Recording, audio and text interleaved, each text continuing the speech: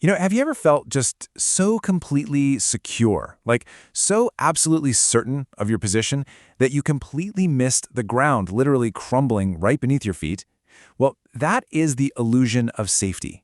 And let me tell you, in the business world, it can be absolutely fatal. In this explainer, we're going to be looking at a real tragedy of corporate hubris. We're talking about a sprawling digital empire that held the entire world in the palm of its hand, only to just watch it slip right through its fingers. And this quote we have right here, it captures the whole thing perfectly. BlackBerry saw the future coming. The problem was that it believed the future would look like the past. It's a pretty chilling thought, isn't it? Okay, let's dive right into this and go inside BlackBerry's collapse. Now, it's super tempting, I know, to look back at this history and tell a really simple, comfortable story. You know the one, right? The story that Apple and the iPhone just kind of showed up and defeated BlackBerry overnight. But honestly, that is completely missing the real picture. Instead, we're going to unpack the internal decisions, the wild organizational overconfidence, and those intense internal ecosystem battles that actually brought down a giant. Because this isn't just a story about a better phone winning. No, it's about the very real danger of fiercely protecting yesterday's success. Part 1. The Empire Before the Fall. So to really grasp the magnitude of this collapse, we first kind of have to understand the sheer scale of their kingdom. Just picture it, the golden era of corporate business. You've got high-powered executives walking through international airports, global communication flowing in real time, and it's all happening on these dark, sleek devices with those super satisfying physical keyboards. Let's actually walk through this timeline to see exactly how this untouchable digital empire was built from the ground up. Over in Phase 1, we've got the foundation of the parent company, Research in Motion. Honestly, they were true pioneers. Which leads us right into Phase 2, the meteoric rise of the BlackBerry smartphone itself. I mean, they essentially created the smartphone era as we know it. Then comes Phase 3, the launch of BlackBerry Messenger, or BBM. Guys, this was a total game changer for instant, secure communication. And finally, Phase 4, absolute, undisputed enterprise market dominance. At this point, they weren't just some tech company. They were the literal backbone of global corporate infrastructure. Millions. We are talking about millions of professionals relying on it every single day. This wasn't just some neat gadget for tech geeks. CEOs sealing million-dollar deals in the back of town cars depended entirely on this device. Having a BlackBerry on your hip? That was the ultimate status symbol. It signaled to everyone that you were important, you were crazy busy, and you were plugged in. Just think about this for a second. When President Obama took office, he famously fought the Secret Service, literally fought them, just to keep his BlackBerry. That is how deeply entrenched this little device was. It completely solidified an untouchable status for the company, and they flat out owned the professional communication space across the entire globe. Moving on to Part 2, ignoring the warning signs. But, well, you know how it goes. No empire goes unchallenged forever, right? Now, what's really interesting as we shift from absolute dominance to the looming threat is seeing exactly what their strategic blind spots were. Just look at this direct contrast of two entirely different philosophies. On one side, we have BlackBerry's legacy mindset.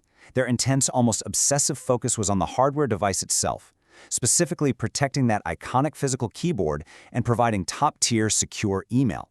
They were designing purely for the enterprise. But then, on the other side, boom, the sudden smartphone disruption. The whole market was undergoing this violent shift toward everyday consumer smartphones, and these were dominated by touchscreens and, most importantly, app ecosystems. User expectations were changing so rapidly. People didn't just want to fire off work emails anymore, they wanted a fully functioning, powerful computer right there in their pocket.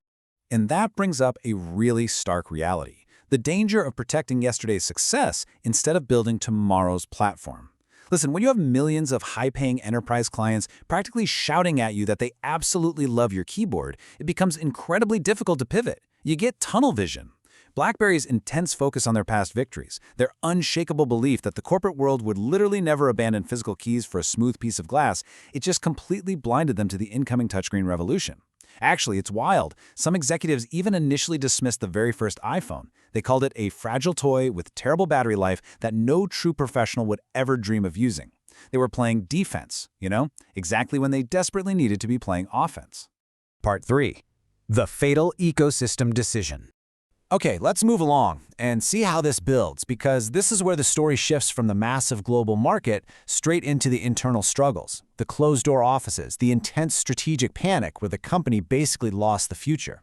We can clearly see a fundamentally flawed sequence of reactions here. Step 1. Dismissing touchscreen expectations. Even as consumers demanded these new devices, BlackBerry was painfully slow to realize their core demographic was shifting right beneath their feet. And that panic? That leads directly to Step 2, the rushed BlackBerry storm. This was their very hasty answer to the touchscreen, but man, it was released with some major hardware and software issues. It was a reactionary product, not a visionary one. And finally, the knockout punch. Step 3, failing the software ecosystem battle. They were just so incredibly focused on building a phone that they totally missed what the phone was actually becoming. So let's define exactly what they missed. An app ecosystem is a network of software applications and developers that adds compounding value to a hardware device. This is such a fascinating paradigm shift to wrap your head around. The true battle of the whole smartphone revolution wasn't over which company could manufacture a better physical piece of plastic and metal. No way. The battle was over the transition from standalone hardware devices to thriving, interconnected software ecosystems. Suddenly, a phone without apps was quickly becoming just a very expensive paperweight, absolutely regardless of how good its email security was. Which brings us to Part 4, Collapse and Market Decline. So, the internal missteps had been made. The market had spoken loud and clear. Now, a dramatic ticking clock scenario really begins, reflecting the impending doom of an organization that realized just a little too late that the whole world had moved on without them. And this brilliantly illustrates the sheer speed of the fall. It is staggering. Over on the left, at peak dominance, they're sitting at the absolute top of the mountain. Then, the smartphone disruption enters the market.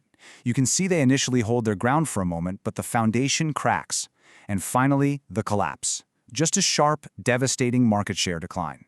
Seriously, this wasn't some slow, graceful fade into obscurity. It was a total freefall caused directly by their outdated devices and their total failure to attract software developers to their platform. Just to summarize the brutal reality of this massive technology transition, you start with a staggering market share decline, which naturally led to completely chaotic leadership changes, as executives were basically just scrambling trying to find any sort of lifeline. But the core issue remained. They definitively lost the app ecosystem war, and without the apps that everyday consumers demanded, their hardware was totally irrelevant, marking the absolute inevitable end of their legacy phone business. Literally, an entire digital empire completely dismantled. And finally, Part 5, Lessons for the Future. While the story of BlackBerry's specific tech failure is definitely fascinating on its own, we really need to pivot to the universal business takeaway here. Because frankly, this isn't just a story about cell phones. Not at all. It's about adaptability, organizational psychology, and outright survival in literally any industry. So I want to toss this over to you. What do you think was BlackBerry's biggest mistake? Was it ignoring touchscreens and clinging to that physical keyboard for dear life? Was it losing the app ecosystem to developers who just found it way easier to build for iOS and Android? Or was it the slow, bureaucratic decision-making that prevented a massive corporation from pivoting in time? I want you to really think about how these exact same vulnerabilities might be hiding in your own industry or organization right now. So the crucial point is this. Creating the future is not enough. Companies must adapt to the future they create. BlackBerry literally built the foundation of the modern mobile world, but when that world evolved, they stubbornly refused to evolve with it. The ultimate lesson from this explainer is that sometimes your past success is your biggest blind spot. So will you recognize when the future stops looking like the past? Keep that question in the back of your mind. Thanks so much for joining me today, and keep learning.